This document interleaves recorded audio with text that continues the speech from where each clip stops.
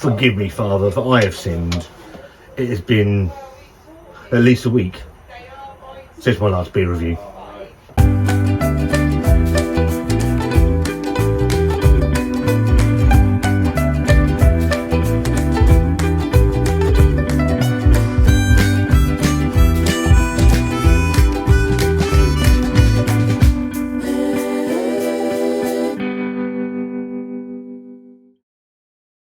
Hello again and welcome back to Scott and Wonders World.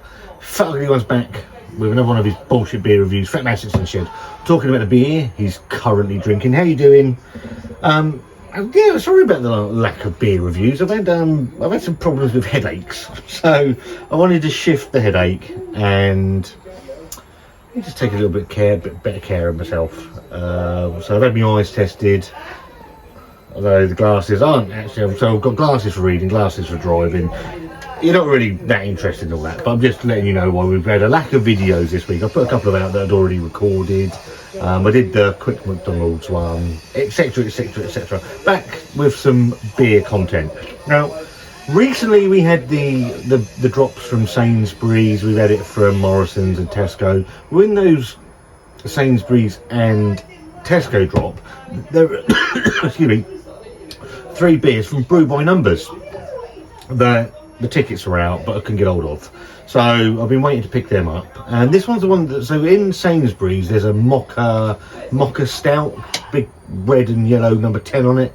I'll pick that up at some point. There's 2 Brew By Numbers beers in Tesco. There's a Mosaic and, I think it's a Mosaic and Citra IPA, which has got a big green number 5 on it, and this one was the one that interested me the most, which is why I have picked it up. £3.50 a can.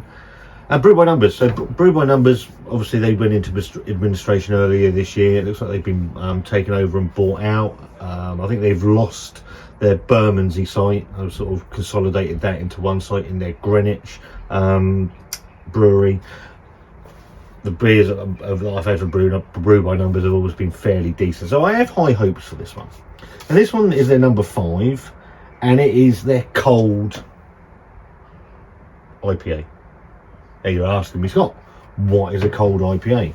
So I've got my phone, because I've got a vague idea that it's something to do with they use a lager yeast so they can brew at a lot less cooler temperature.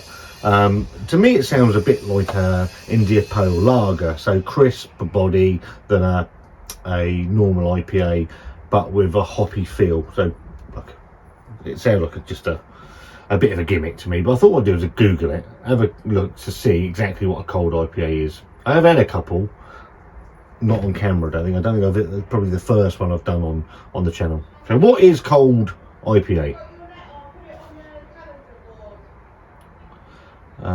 Last year was fucking hell's gone on. Going on. Bear with. Push the wrong button. Last year was a hot year of hops. Who are we kidding? Hops have been hot for decades now. Last year, the 5 hottest hops of 2000 according to an expert, and the 4 hottest hop trends. So maybe it's time to cool things down. We saw one of the newer trends in the hop forward IPA category, Cold IPAs.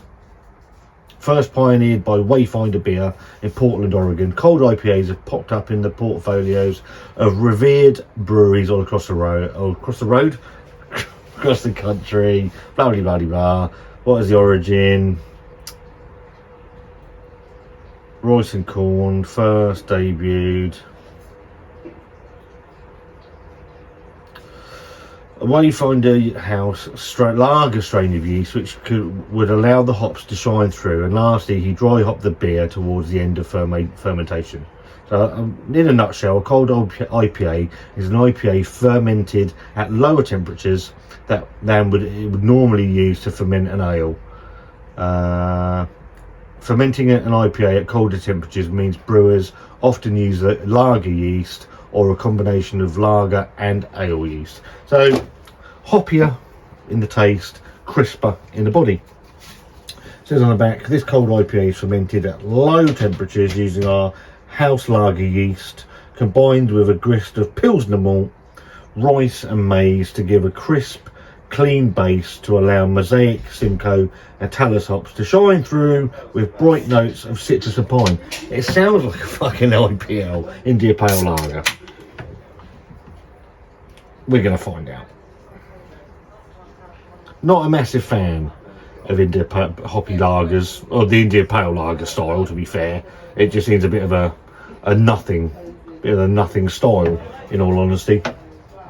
But who am I to complain? Who am I to complain? In the glass, it is bright, it's straw coloured, lots of carbonation. This isn't a nucleated glass. It does look lager-like, a huge amount of carbonation going on. The head's gone away quite quickly. Let's go for a nose.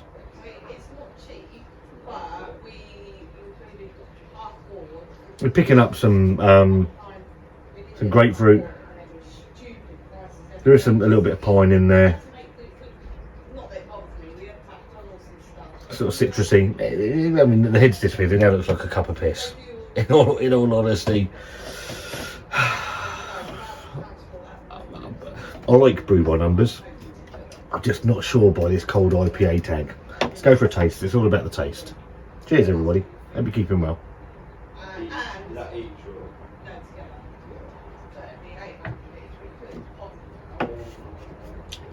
It is very crisp. Get it all in there, so there might be, see if there's any sediment in there that's changed it. It's still sharp, it's still pin sharp. There is a crispness to it.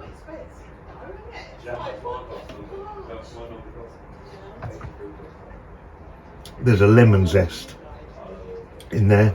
There's a grapefruit zest in there. There is a bit of pine. It's actually quite refreshing. Body is very light.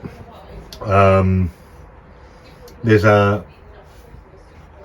a drying back end that does make you want to go in for a little bit more. It's not the best beer I've ever had. It's not the worst. That's the word I'm looking for. It's a style that doesn't draw me in because it's neither one nor the other. There is it's basically a hopped up lager.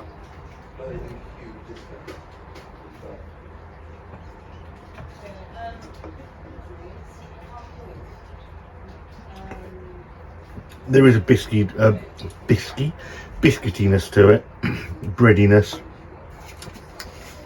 slightly dry back end with those sort of citrusy grapefruit flavours. It's not bad. It's not terrible. It's not the worst beer I've ever had. I think it's 5.8% ABV. It is chilled down.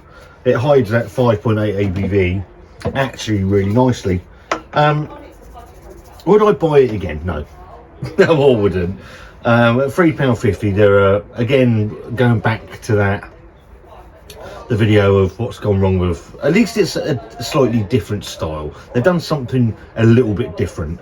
It's not a terrible beer. It's just not something I would choose to drink again. I could get a better beer for my money, for that money. Thumbs up, thumbs down, thumbs in the middle. I'm going to give it a thumbs in the middle. It's not dreadful. It's not rubbish. There's no off flavours. It's just it's a bit of a nothing style for me, I think. And I think that's where I am with it. I've had a couple of cold IPAs in the brewer's tap and that, and none of them have really blown me away. What do you think? Have you had any of these cold IPA styles? Is it something you like? Is it something that, for me, it's like a new fad thing that is just something a little bit different? At least it's not a cheap supermarket run-of-the-mill New England IPA. So I'll give it that. It's pretty decent. Is it pretty decent? That's not what I'm saying. It's okay. It's a nice enough beer. I just wouldn't buy it again. I say it's nice to see something slightly different in there. If you've had it, Brew By Numbers, I'm glad to see Brew By Numbers actually have lasted the test of time, to be fair. So that's always good. So yeah, if you've had this beer, let me know. If you had any of the other Brew By Numbers beers that are currently in the supermarkets, then let me know. Leave a comment in the comments box. If you like this video, give it a thumbs up. If you don't, give it a thumbs down. There's a subscribe button somewhere. And me and Wanda, see you very soon.